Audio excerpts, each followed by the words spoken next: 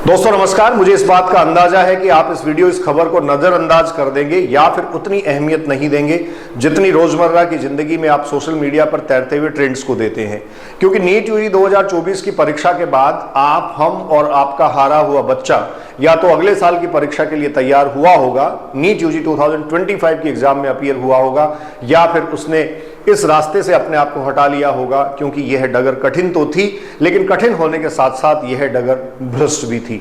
संजीव मुखिया का नाम आपने सुना होगा। नीट यूजी 2024 की परीक्षा में हुई बड़ी धांधली में संजीव मुखिया मुख्य आरोपी, मेन मास्टरमाइंड के रूप में सामने आया था। और आपको याद हो तो सीबीआई में यह मामला चल रहा था। अब हमारे सबके सपनों को झकझोर देने वाला और चोट पहुंचाने वाला ये अगला एपिसोड है कि संजीव मुखिया के खिलाफ 90 दिन से सीबीआई चार्जशीट पेश नहीं कर पाई। यह अपने आप में थोड़ा दुखद लगता है, लेकिन भारत में इस समय यह आश्चर्यजनक नहीं है। आप अगर नीट एग्जाम देखेंगे तो वहां भी धांधलियों के अंबार हैं। कई बार तो ऐसा होता है कि बहुत कम मार्क्स, जो क्वालिफाइंग मार्क्स का स्टूडेंट नहीं है, उसको भी एडमिशन दे दिया जाता है। कई बार नेट एग्जाम में गड़बड़ी होती है। और फिलहाल देश भर में एसएससी की एग्जाम्स को लेके आपको पता है बड़ा बवाल मचा हुआ है। एसएससी की कारगुजारियों के बारे में आप सबको पता है। इन सब में अगर किसी का भविष्य चौपट हो रहा है तो वो आपका, हमारा, आम इंसान के बच्चे का, और उसकी जिंदगी के सपने चकनाचूर हो रहे हैं। लेकिन ये खबरें हमें ज्यादा परेशान नहीं करती, इसलिए क्योंकि शायद हमारी आदत बन गई है, हमारी जिंदगी का हिस्सा बन गई है। हम कितने ही ऐसे लोगों को जानते होंगे जो सही तरीके से सही जगह नहीं पहुंचे हैं, लेकिन फिर भी शायद उनके खिलाफ बोलने की हिम्मत नहीं जुटा पाते।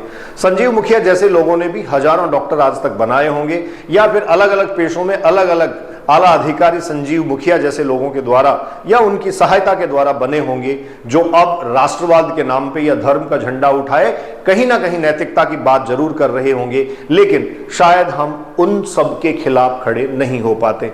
खैर, कोई बात नहीं, जिंदगी एक ही बार मिलती है। आप मत खिलाफ खड़े होइए, लेकिन ये अंदाज अपने आप में लगा लीजिए कि अगर हमने आज सच की बात नहीं की, हमने किसी भी ऐसे परिप्रेक्ष्य को उजागर नहीं किया जो वास्तव में समाज और विद्यार्थियों के हित में था, तो आने वाली पीढ़ियां इसका खामियाजा भुगतेंगी। अगर आज हम चुप रहे, आज हमारे लब आजाद नहीं रहे, तो आने वाली पीढ़ियां गूंगी पैदा होंगी।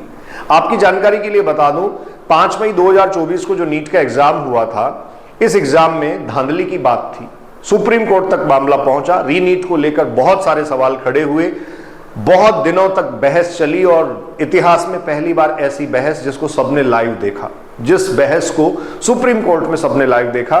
चीफ जस्टिस चंद्रचूड़ जी ने फैसला सुनाते हुए कहा, नो रीनीट। बहुत सारे सपने टूटे, लेकिन हाँ, उनकी विदायगी के बाद, उनकी रिटायरमेंट के बाद सवाल खड़े हुए कि यह सही फैसला नहीं था। खैर, वो और बात थी। कोर्ट के फैसले पे अंगुली उठाना हमारा सबका अधिकार नहीं है।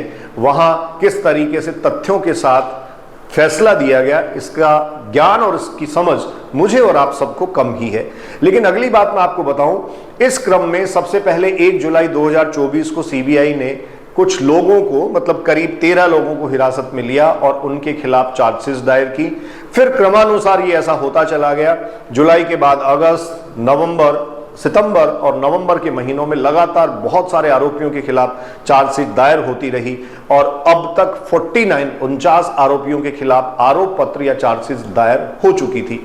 लेकिन इसका जब मुख्य मास्टरमाइंड पकड़ा गया, उस मुख्य मास्टरमाइंड को पकड़े जाने के बाद अभी तक सीबीआई 90 डेज में, 90 दिनों में अपनी चार्जशीट दाखिल नहीं कर पाई है। इसलिए सिविल कोर्ट परिसर में बनी हुई विशेष अदालत जो सीबीआई की है, उन्होंने संजीव मुखिया को जमानत दे दी है।